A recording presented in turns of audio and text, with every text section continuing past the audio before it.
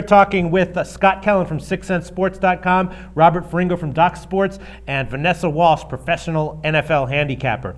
All right, Vanessa, let's get to one of the games that you wanted to talk about, which is the 49ers at Lions. Now, this is an interesting game because it's kind of like two teams that have both been undervalued and underrated on the year going up against each other, and that's a game that usually makes me a little bit nervous because both teams seem like a good bet. Both teams are 4-0-1 against the spread on the year. The Niners might be having some problems at receiver now in terms of injuries, and there's also a tight end injury now for the Lions. The Lions are -4. It opened at 5.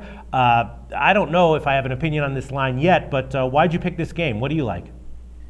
To be honest with you, I have been a huge fan of the Lions since the beginning of the season. Of course. And actually, I started reading all the stats and facts, and I'm leaning more towards the 49ers. So I believe that 49ers +4 as an underdog is probably a solid bet. That's who I'm going to put my money on. Right. And winning on the road, which is the 49ers' specialty, which they've done twice, is a major factor. Coming back from a 3-touchdown deficit on the road, which they did against the Eagles, was pretty significant.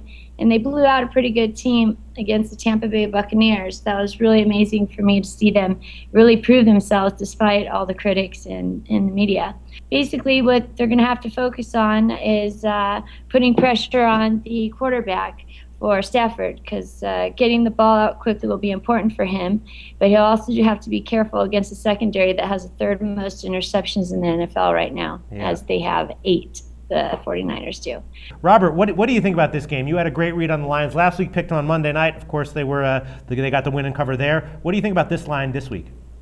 Well, I think that the line has come down, obviously indicating San Francisco money. I think it's less about San Francisco right now and more about Detroit. Just people are expecting the letdown situation and expecting Detroit to kind of come out flat this week. That's completely valid point, but you could actually also say the same thing about San Francisco. Yeah, that was a 48-3 whitewashing, but it was a great situational spot for San Francisco, catching Tampa Bay, long cross-country flight after an emotional win over division rival Atlanta with division rival New Orleans on deck. So you could tell from the start that Tampa Bay was kind of mailing in that game. So San Francisco is a team that, hey, I like them. It's kind of the year after effect. You see this happen a lot with teams where San Francisco had a ton of expectations on them last year, didn't live up to them. Coming into this season, it's like people forgot all the reasons why they liked them last year, and now we're starting to see it because they've actually got some coaching working for them. However, I'm still not 100% buying into the Niners. They're +10 in turnovers, which, as Scott Kellen was saying before, which I totally agree with, that's one of those things that you normally see the pendulum go the other way at some point during the season. In San Francisco, they're only allowing opponents 27% touchdowns in the red zone. So they're giving up a ton of yards between the 20s, and they're relying on that red zone defense, but I don't think that they've seen teams with the talent that Detroit has in terms of red zone targets, a Calvin Johnson, a Brandon Pettigrew, a Tony Scheffler. So, the situation I like in this game is the under. I think that total is starting to get shade up, and I know right now everyone's taking their life into their own hands betting under in any NFL game, but I'm looking at this as kind of a flat spot for both of these teams. I think it'll be a physical game, and I can see it being a little bit more low scoring. Scott Kellen from SixCentSports.com, what light can you shed on this line?